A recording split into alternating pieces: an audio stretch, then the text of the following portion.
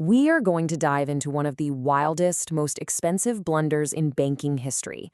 And it all comes down to a single click, a click that accidentally fired off nearly $1 billion to the wrong people.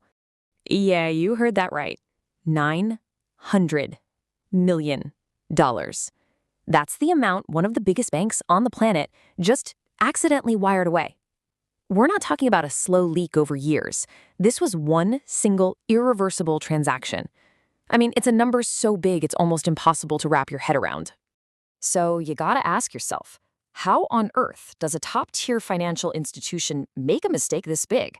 How does that much money just vanish with the press of a single button?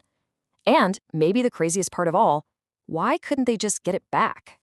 All right, let's get into it. The whole story starts with one fateful click, a moment where a totally routine task just completely spiraled into a financial catastrophe.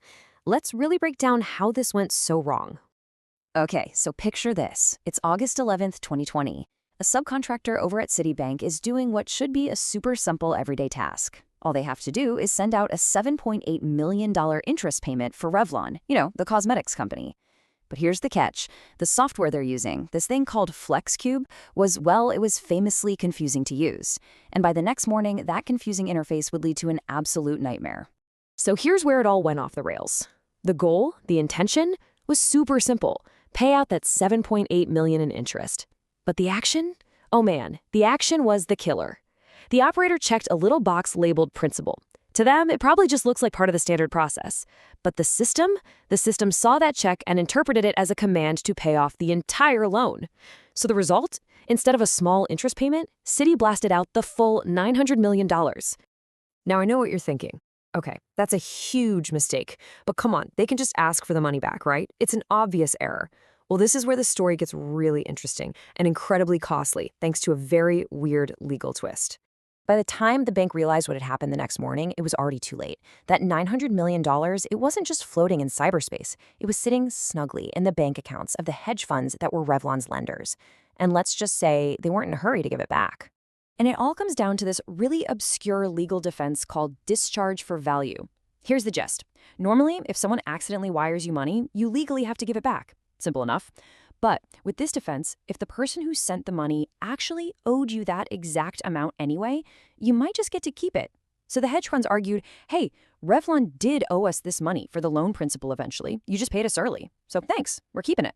And believe it or not, in a decision that just shocked the financial world, the court actually agreed with them. They ruled that, yeah, because of this discharge for value thing, the hedge funds could legally keep every single penny. And just like that, Citibank's $900 million mistake became permanent. The money was gone, for good. So this whole crazy story, it's more than just a wild anecdote. It is a perfect textbook case study of something really important in business and finance called operational risk. So what is operational risk? Well, think of it this way. It's the risk of losing money not because you made a bad bet on the stock market, but because something inside your own house breaks. It's all about the failures in your internal plumbing, your processes, your people, your systems. When they break down, they can lead to some seriously costly errors. In this Citibank case, it's like the poster child for operational risk.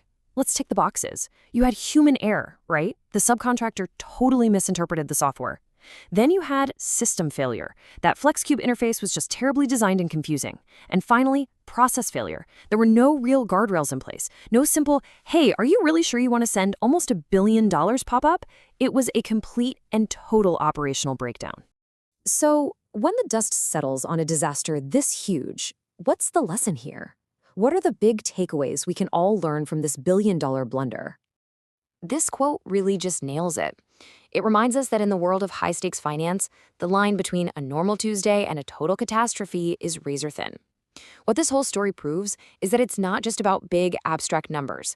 It's about that critical, messy intersection of people and technology.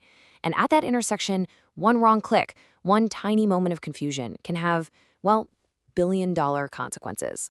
And all of this leaves us with a really big, critical question for the world we live in now. As all of our systems get more automated and more complex, how do we prevent the next billion-dollar click? How do we design better processes, smarter software, and better safety nets?